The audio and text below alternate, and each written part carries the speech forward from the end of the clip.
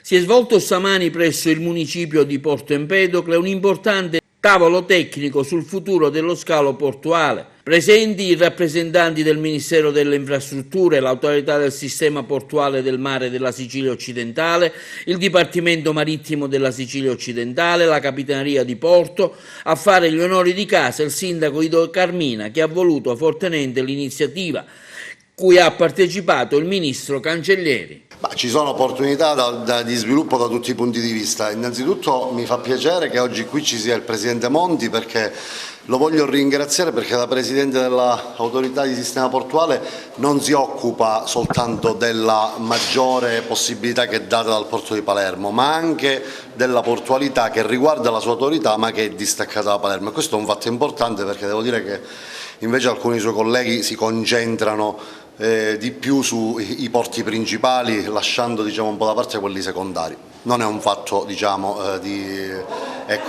relativo. Dall'altra parte è lo sviluppo ovviamente delle possibilità crocieristiche. Qua è una zona della Sicilia che è importantissima, si può sviluppare ancora di più e deve avere questa capacità di poter attrarre flussi turistici. Questo cosa significa? Significa che se guardate i numeri dal punto di vista dell'indotto che si può sviluppare nelle attività ricettive in tutte quelle città che hanno avuto uno sviluppo crocieristico, potete capire quali ricchezze si possono cominciare a fare. Quindi adesso il Ministero delle Infrastrutture insieme con l'autorità portuale deve lavorare a stretto giro per riuscire a recuperare il maggior numero di possibilità da questo punto di vista e mettere a disposizione di un territorio che comunque è bellissimo quelle che devono essere la riconoscibilità fra i turisti nel mondo. Quindi c'è tanto da lavorare. Oggi parte una nuova stagione di lavori che non sono più quelli del porto, ma che devono essere invece quelli fatti sulle scrivanie del Ministero per riuscire a portare più gente possibile. Io sono fiducioso, questa è una parte della Sicilia che può avere finalmente un grande riscatto e questa è un'infrastruttura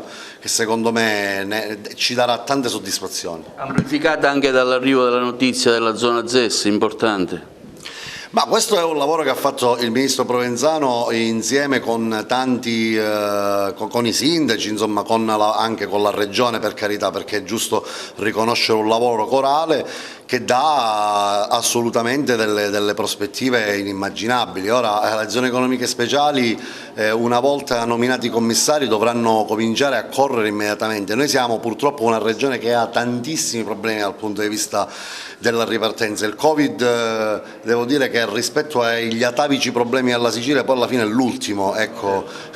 Però noi non stavamo meglio certamente anche prima del Covid-19, quindi adesso mettiamoci a lavorare. Questa deve essere davvero una ripartenza importante e lo dobbiamo fare facendo sinergia fra tutti. Quindi lo dicevo ieri in visita al viadotto Imera sulla Palermo-Catania, che piano piano sta diventando sempre di più. Le polemiche non costruiscono infrastrutture, le polemiche non costruiscono sviluppo e le polemiche non si possono mettere dentro nessuna pentola per farla cuocere e mangiarla dopo. Le polemiche fanno solo polemica. Ma la cosa positiva innanzitutto è che ci si incontra con il sindaco, con il vice ministro Cancellieri, con il prefetto, con tutte le istituzioni che concorrono, con l'ammiraglio Isidori, la Capitaneria di Porto, l'autorità marittima, con il comandante Fusco, tutti coloro che insieme stanno definendo e disegnando questo importante progetto di riqualificazione da un lato e di rilancio dall'altro per parte mia del porto di Porto Empedocle, per il resto dei componenti del tavolo, per il rilancio di un intero territorio.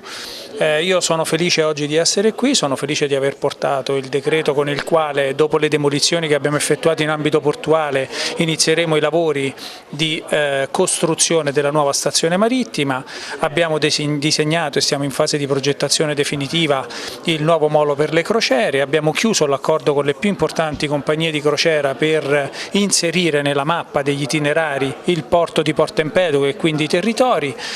Abbiamo in questi anni iniziato a far attraccare diverse imbarcazioni, diverse navi da crociera qui a Porto Empedocle, abbiamo avuto dei feedback molto positivi e quindi siamo felici e trovo che giornate come queste siano importanti per fare il punto della situazione e per capire come insieme andare avanti. Lo dirà a breve il Presidente Monti, perché esporrà quello che è il piano industriale e turistico per la nostra città, e io purtroppo il Covid ci limita nella possibilità di entrata, ho fatto anche mettere delle casse fuori per far sentire a tutti i nostri concittadini qual è il piano dell'autorità portuale di sistema della Sicilia occidentale per questo Paese, ma non solo per questo Paese, perché effettivamente può essere volano di sviluppo di tutta la Sicilia del Sud e della provincia di Agrigento.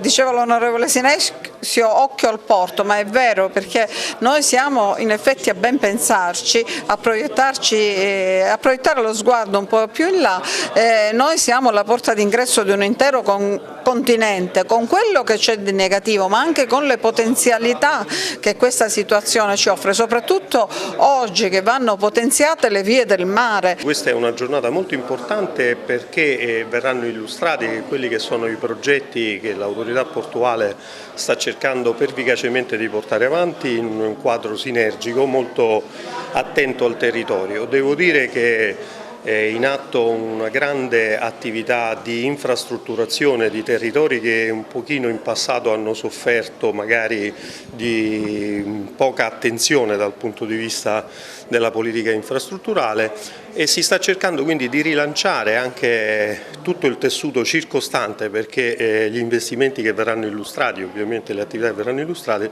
ci fanno comprendere come anche quest'area, che merita un posto di primo piano nel panorama turistico soprattutto nazionale, deve per forza essere attenzionata sotto questi profili.